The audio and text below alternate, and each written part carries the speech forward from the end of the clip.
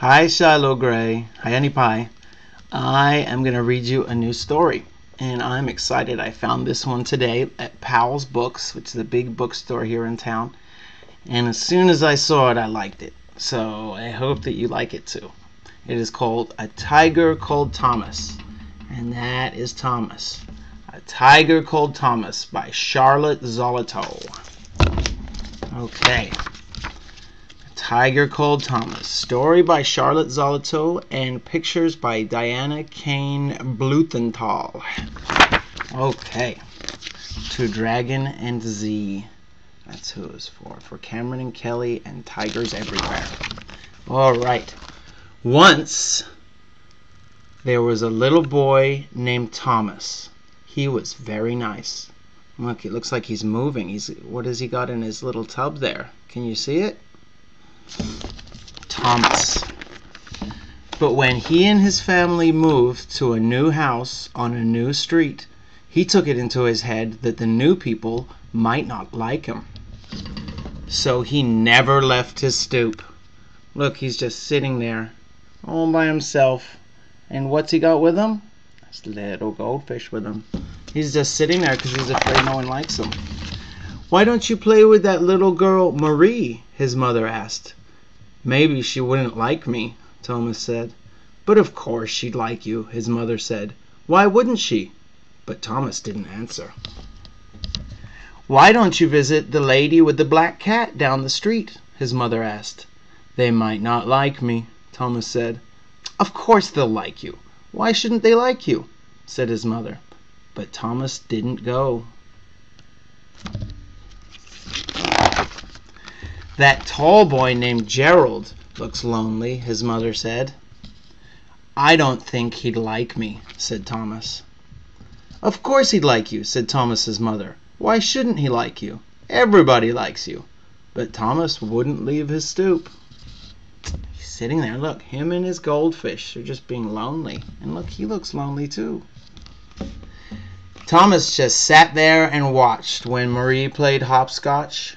He just sat there and watched the old woman's cat as it prowled through the grass and shrubs. He sat there and watched when Gerald walked past the house and thought how tall he was. Oh, Thomas, said his mother, everyone will like you. Why don't you go play? But Thomas shook his head and just sat on the steps, watching. Just sitting there watching him and the goldfish. The lady in the house across the street was always out in her yard, watering the plants, raking the leaves, sweeping the walk, picking up her flowers. And all the while, Thomas sat on his stoop and watched. He watched the old man who came up the street with the big black poodle 3 times a day. The poodle always looked over its shoulder at Thomas, and its tail stood up like a small palm tree and wagged from side to side. But Thomas just sat on his steps and watched them pass. But what does that mean when the dog's tail wags? He watched the sparrows and the grackles and the blue jays in the trees. He watched the black cat look up at the sparrows and grackles and blue jays, but he never went off the stoop to play.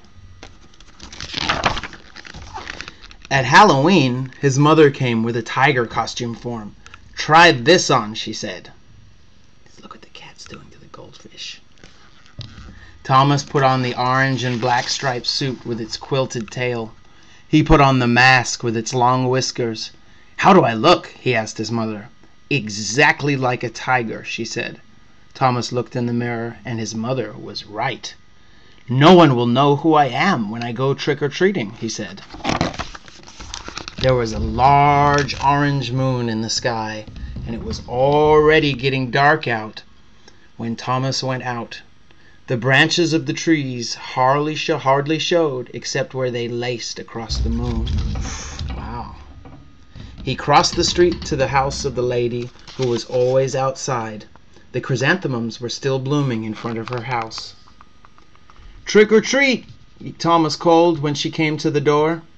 Well, hello, the lady said. She dropped a package of orange candies into his bag. Happy Halloween! "Thank you," answered the tiger. "You're welcome, Thomas," the lady said, closing the door. Under his mask, Thomas flushed. "That's funny," he said to himself. "She called the tiger Thomas." At the next house, he rang the bell. "Trick or treat," he called. "Trick or treat." Marie's mother opened the door. She had candy apples for the treat. "Oh, thank you," the tiger said, for he especially liked candied apples.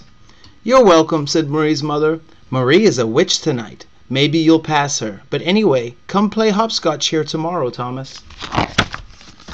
"Thank you," said Thomas again.